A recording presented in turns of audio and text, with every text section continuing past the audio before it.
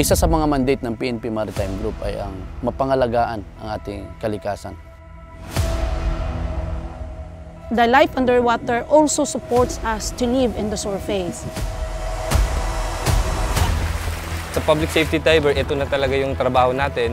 So it is very important na marunong tayong mag-assess ng situation, marunong tayong mag-identify ng possible hazard to prevent dive-related injuries.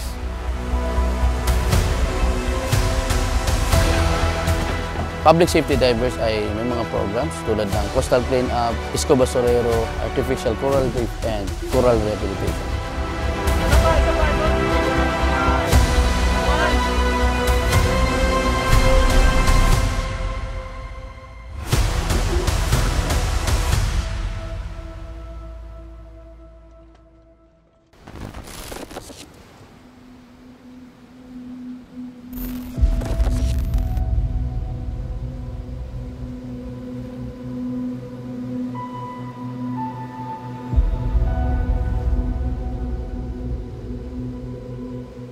Public safety diving is underwater diving conducted as part of the law enforcement, underwater crime scene investigation, disaster preparedness, and search, rescue, and retrieval operation is one of their functions.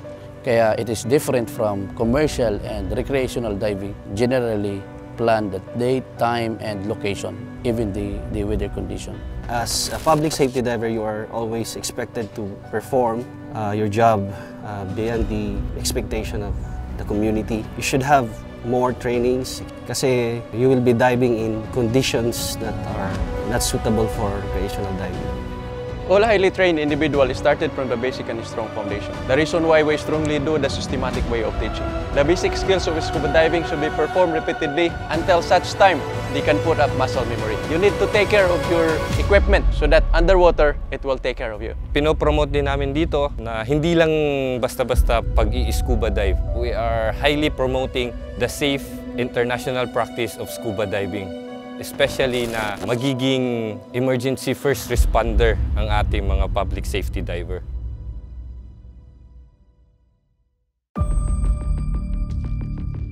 The very purpose why I am taking this schooling because I would like to have skills on how to breathe underwater.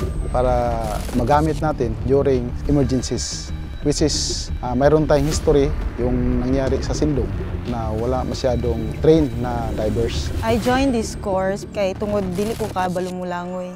Dili ugid maog yun. Na-encourage ko kasi gusto ko lang malaman ng kung paano mag-scuba divers at naisip-isip ko rin na pulis ako at magagamit ko rin para sa bayan. Few lang kayo nga percentage ng mga tao na ay capability to do work underwater. So, ako na nag-grab ng opportunity na i-offer sa ang Police Regional Office 10. As a public safety diver, you are trained with advanced dive skills and it requires greater level of training, experience, and of course familiarization of special equipment to compensate for the more hazardous conditions associated with discipline in diving underwater. Ang scuba diving, dili siya need nga maayo kay kamulangoy. It's because naay BCD nga mutabang sa imuha. Inig-inflate nimo, mulutaw gid ka. Dili gid day siya hadlok. Dili pareha sa una nga dili ko mag-scuba kay it's because dili ko kabalo mulangoy. Dili siya maoy rason. May mga challenges tayong experience habang nagkakandak tayo ng training. Tulad nung weather condition, lagi may bagyo dahil habagat season, may mga nasisirang equipment, yung iba kulang.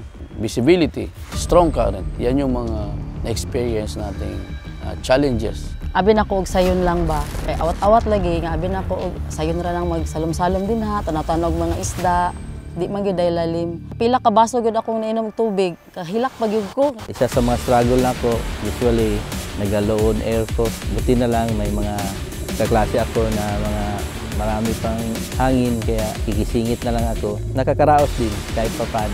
Galisod ko pag naog considering sa wetsuit nga akong gisuot. Pero later on, nangutana ko sa akong instructor kung saan siya pag-retrieve. Gitulo niya ang technique sa mga. So kayo ang current o ang pressure sa ilalom. Pero later on, manage kaya po na ko kung saan siya pagsuot. lisod gid siya pag nata sa lalong sa tubig, especially that lahi siya sa surface, in which sa surface you're gonna see things or features. Sa underwater, yung magiging reference mo lang doon is yung mga corals. First time na mag-dive ginana kalawom, and it's very hard kinaanad man ta sa land. So pag abot nato sa ilalom, mag-adjust kita. And then not at all times nga kung mag-dive ka, mag-flip ka sa mong fins. So you have to stand by. That is what they call hovering. Nag-struggle ko ato, and everyday nga dive, everyday nga ga-learn ka sa skills. Apparently, natunan ako siya. And with the help sa akong DM and instructor, ug sa akong body nga taasig pasensya sa ako, and I'm proud of it. With regards sa skills that I acquired through the training, wapo kaayo and helpful kaayo underwater. Dako kaayo og nakatabang, especially recovering the regulator, kanang pag-hovering, sa feigning sa ilalom, ug unsaon pud nimo og kuha ang imong buoyancy underwater. One of the skills that really put an impact on me was the knot tying, which was difficult because we're in this knot tying, we do not have our equipment, and we will only use our fins, go underneath the water, and create a knot. This was difficult because there is a fear of underwater and running out of air. But knowing that our instructors are there, guiding us all the way, I was able to accomplish and complete this task. Mostly sa among lugar, nasa coastal area, magamit na mo sa rescue operation sa mga drowning incident nga wherein na shooting incident na hitabo sa dagat, sa underwater crimes and investigation. Dili lang siya pansarili, kundi para sa atong kinaiyahan, para sa mga katawhan nga naa diri. Especially nga ang purpose sa mga divers is to make safe ang marine life as good as possible. It is a test of their stability under pressure to challenge their learned skills in diving. Makount na ako nga skill siguro nga kabalo na ko mag-snorkel while using fins na makalangoy na kog layo. Wala ko'y gamit nga mga floater, boya or mga saving device, only katurang snorkel, goggles o fins. Okay, good evening divers. Yung objective natin ngayon ay night diving. Maximum depth is 30. Yung direction natin from here, from that buoy, papunta dito sa area na to. Pag sinabi ng okay, make a circle lang. Reply. Every time na makita nyo ako na nag-circle, mag-reply lang din kayo, okay. Just in case something is wrong, ganun lang kayo. Para malaman ng safety diver, body mo, o instructor na if there is something wrong. Pag go, go lang. Okay, ano yung mga rules natin? Bawal tayo mag-flashlight sa mata. Any concern? Okay, pag wala na, somebody will lead the prayer. We are about to go into a night dive. And we are expecting to enjoy and be safe.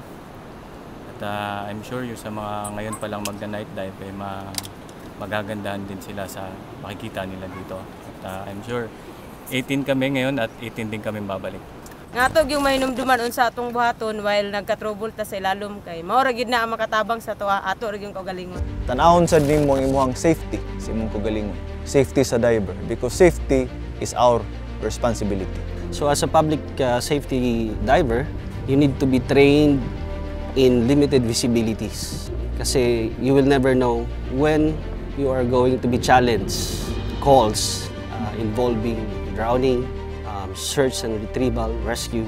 In the night dive, doon namin na-experience lahat ng takot. But with your confidence sa lahat ng tinuro ng instructor namin, kaya naming parausin at tapusin ko ano man yung mission na nakalaan para sa amin. Kani nga training dako gikay ni og impact sa ako kay na-develop niya akong self-confidence sa underwater. Sa akong naagian ani, ni-under ko na ni og search and rescue operation. So dili gid siya lalim. So dire pa nako na tansa nga ingani day unsaon pag-save. Dili ta madisgrasya og appeal kay kung wala gid tay skill day ani nga kuan trainingan. Maglisod ta. They will be competent enough to handle such situation. Yung lagi namin din pinapractice dito, preparedness, fully aware of the hazards present of this public safety diving. I would like to encourage everyone to participate, be involved in the training to the PNP Maritime Group. We better pag natay mga garbages, ato na silang tigumon, ilabay nato sa insakto nga lugar, but definitely ayaw yun sa dagat kay maapektuhan ang atong mga marine life. Yan po ang advocacy ng ating kapulisan na protektahan ang ating marine life. Possibly nga kanang mga isda nga naakaroon dira, mga wala na sila kung dili na to sila ating manunsold. Dapat ang atong mga future generation, atong mga kids, ato silang i-advocate or ato silang influence nga i-take care na siya kay possibly in the future mas daghan pa ang basura kontra sa isda o wala na tayo makuha nga source from the dagat kung dili basura na lang. So dito lang sa course nga, dami ka namang napulot ng mga plastic. Dito pa lang, gagamitin ko talaga tong new skill na natapos ko dito sa course na to. Buti na lang under the leadership of our Regional Director, Police Brigadier General Rolando Barahan Anduyan, he advocated to promote this course. Marami na ang nag-enroll. Matulungan natin ang kapaligiran, especially dito sa dagat. Kailangan natin ang suporta ng community. As a nurse, I find scuba diving a healthy lifestyle. It is good for our lungs, and we also burn calories here through our activities underwater. I met a lot of friends, especially here in Philippine National Police and other bureaus, inviting all ladies to join the PNP Scuba Divers. One of the purpose of this training is the protection, preservation of marine environment in support to other agencies with primary responsibilities like the DNR and BFAR. This is also in line with the thrust of the PNP, which is kaligtasan, wherein both the PNP and other sectors will work hand in hand in environmental protection and in law enforcement. After na makagraduate na ang ating mga estudyante dito sa Police Scuba Divers course, or what we call public safety diving, they will become one of the responders sa mga maritime-related incidents natin, as well as they will also become stewards and protectors of our maritime environment. Sana po makipagtulungan kayo sa PNP at sa PNP Maritime Group para mapangalagaan ang ating kadagatan. Kabalikat po ninyo kami sa lahat ng oras. Unang-una, nais kong magpasalamat sa hierarchy ng PNP Maritime Group sa suportang binigay sa PNP Regional Office 10 at sa mga instructors, si Douglas, Eli, and Lloyd na talagang binigay lahat ng kaalaman sa scuba diving. And to the class Neptune 02 2021, congratulations! You have now the special skill to address rescue operations, maritime incident, and especially the protection of our environment, specifically the underwater. My challenge to you now and to all scuba divers is dapat mahikayat natin ang mamamayan, hindi lang dito sa Northern Mindanao, kundi sa buong Pilipinas na proteksyonan natin ang ating kalikasan. Lahat yan ay ginagawa natin hindi lang membro ng Philippine National Police, kasama pati yung mga ibang na-graduate na galing ng ibang ahensya, BGMP, Coast Guard, DNR, BFAR, and civilian volunteers. Ito lahat ay ginagawa natin para sa bayan.